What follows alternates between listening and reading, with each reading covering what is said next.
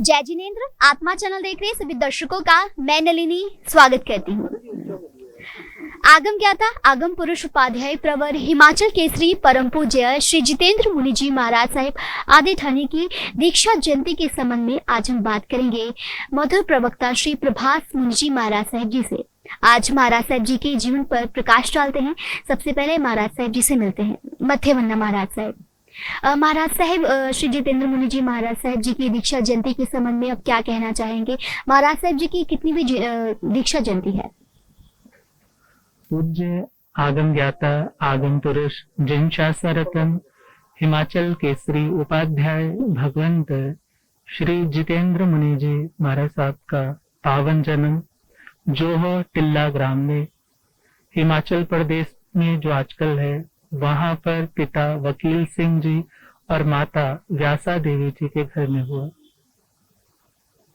बचपन में माता पिता के संस्कार दुनियादारी को ही बढ़ाने वाले रहे होंगे, मगर पूर्व जन्मों के संस्कार, जहां धर्म का, जैन धर्म का कोई ऐसा नाम किसी ने सुना भी नहीं होगा, मगर वहां पर एक ऐसी आत्मा अवतरित होती है जो आत्मा समय आने पर जिन धर्म की पताका को दूर दूर तक फैलाने वाली बन जाती है।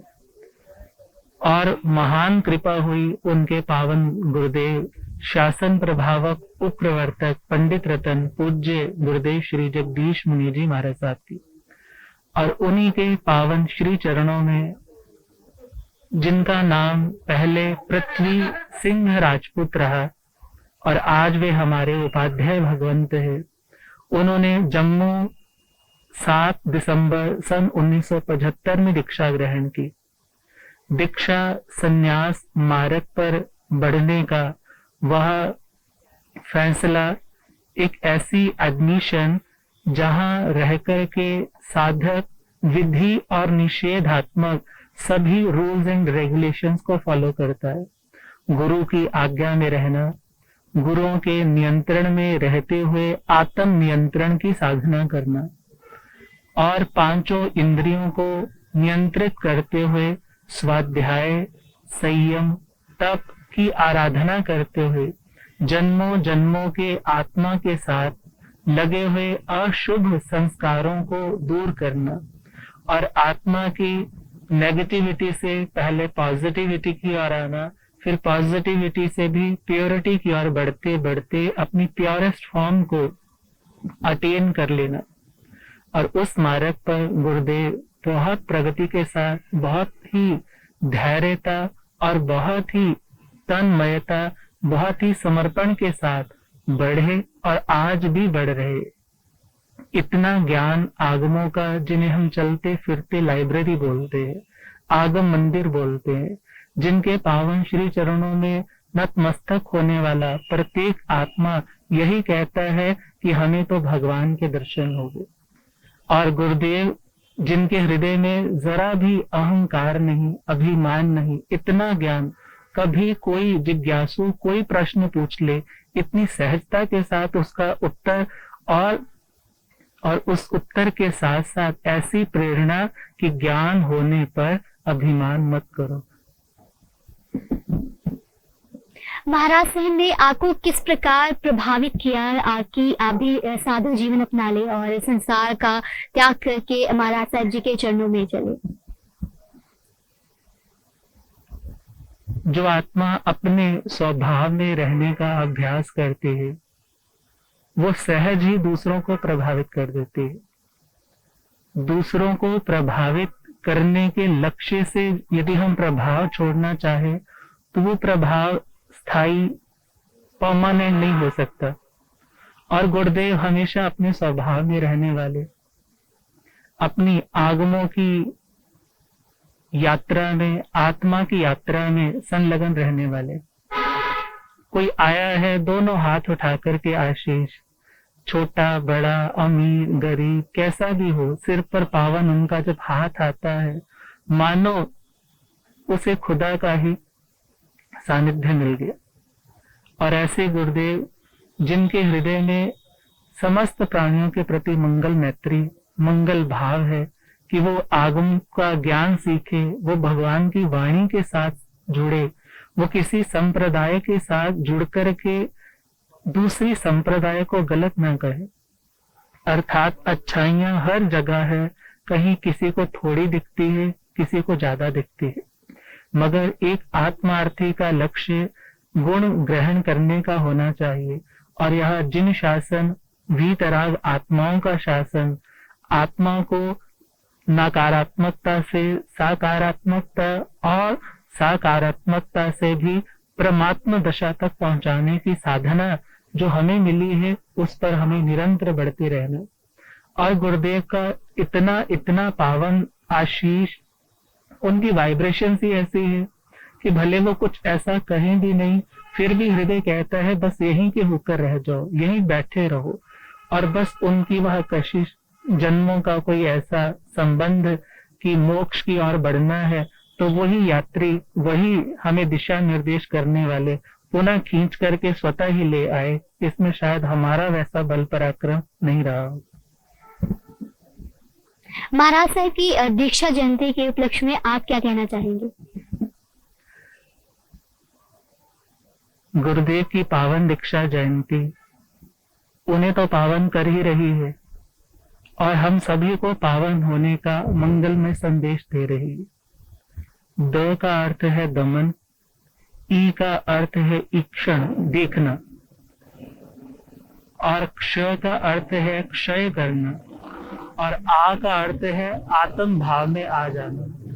जो आत्मा सेल्फ कंट्रोल करना सीख जाती है, सेल्फ कंट्रोल करना सीख जाती है, खुद पर नियंत्रण करना सीख जाती है, गलत से रुकना, सही की ओर बढ़ना।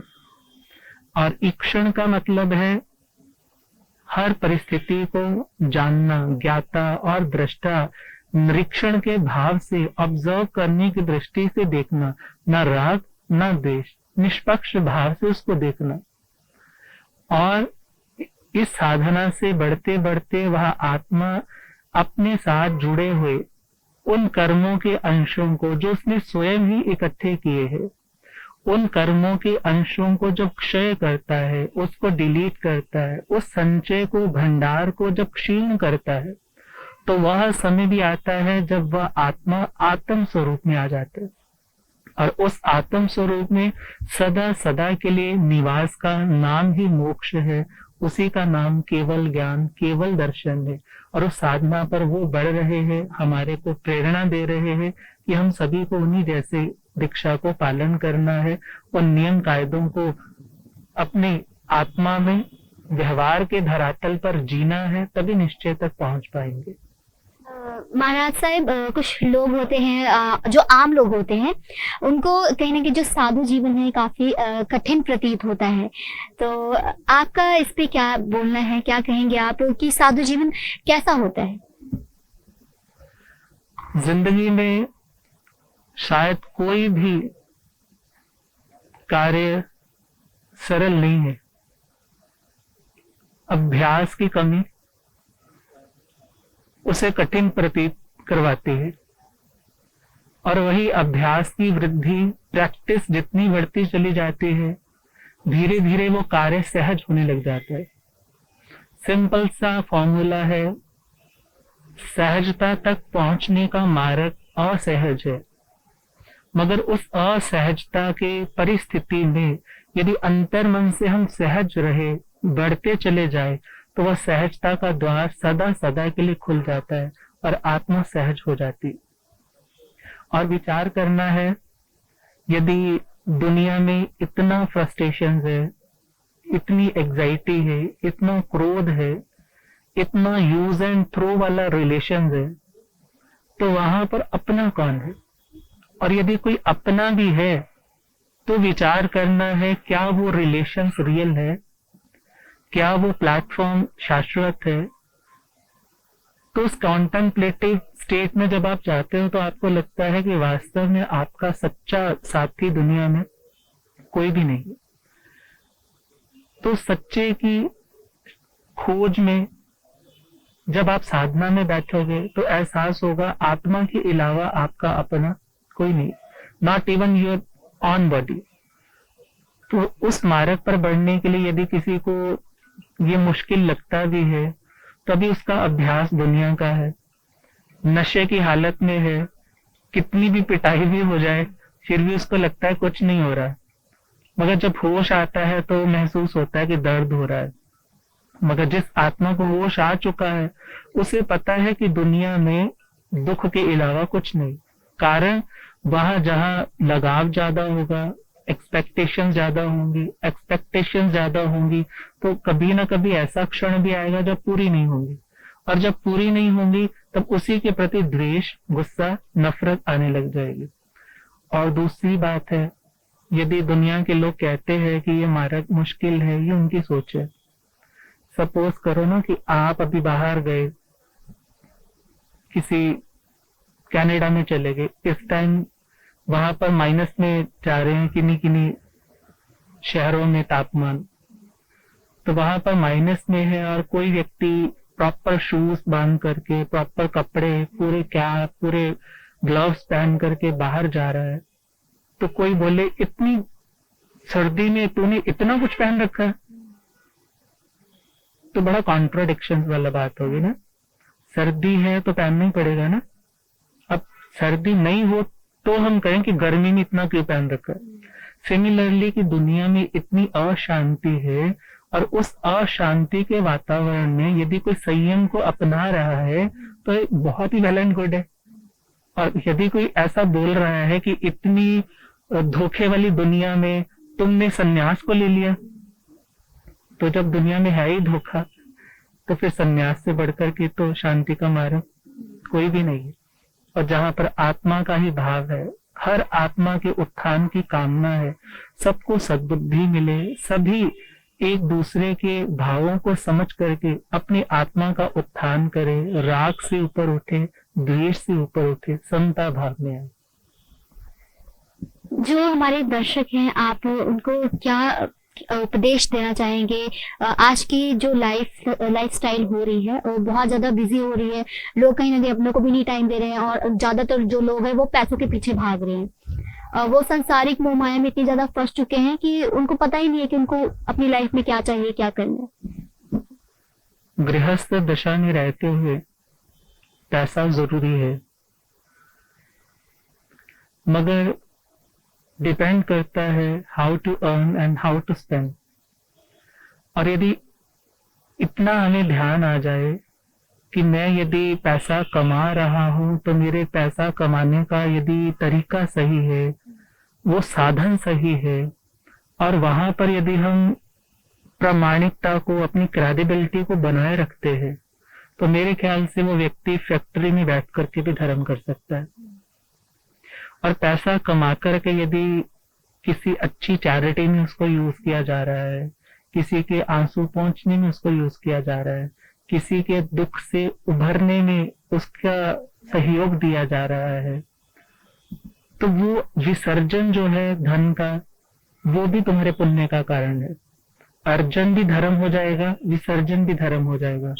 मगर यदि पैसा कमाने का तरीका भी गलत है, लगाने का स्थान भी गलत है, तो वो व्यक्ति भले आज बहुत फ्लॉरिश लग रहा है मगर उसका पतन जरूर आएगा। क्यों कहा जाता है दुनिया में सुखी कौन है, सोने की चैन वाला या चैन से सोने वाला? तो चैन से तो वही सो पाएगा जिसका मन रिलैक्स्ड है। और रिलैक्सेशन तक पहुंचने के लिए हमें पता होना चाहिए धन, पैसा, लग्जरी, ये सारी चीजें हमारे लिए बहुत कुछ हो सकती है, मगर सब कुछ कभी नहीं हो सकती, और सब कुछ हम इनसे कभी प्राप्त कर भी नहीं सकते। इसलिए है आत्मा, खुद की जिम्मेदारी, खुद के भविष्य की जिम्मेदारी अपने हाथ में है। इसलिए चाहे थोड़ा थोड़ा ही सही, a little progress is good. किससे कुछ नो प्रोग्रेस, नो प्रोग्रेस से थोड़ी थोड़ी प्रोग्रेस अच्छी है। तो भले तुम सारा कुछ नहीं छोड़ सकते, तो धीरे धीरे थोड़ा थोड़ा ग्रो करते चले जाओ, अच्छाई के मार्ग में, स्पिरिचुअलिटी के मार्ग में, सेटिस्फेक्शन के मार्ग में। क्योंकि गुरुदेव कहा करते हैं प्यास लगी है तो पानी पी करके ये प्यास तो शांत हो जाती है। मगर धन कितना भी कमाते चले जाओ, यदि तृष्णा अंदर है तो वो तृष्णा कभी मिटने वाली नहीं, वो और भड़कती है, वो और बढ़ती है। आग में घी डालोगे, आग बुझेगी नहीं, आग बढ़ती चली जाए।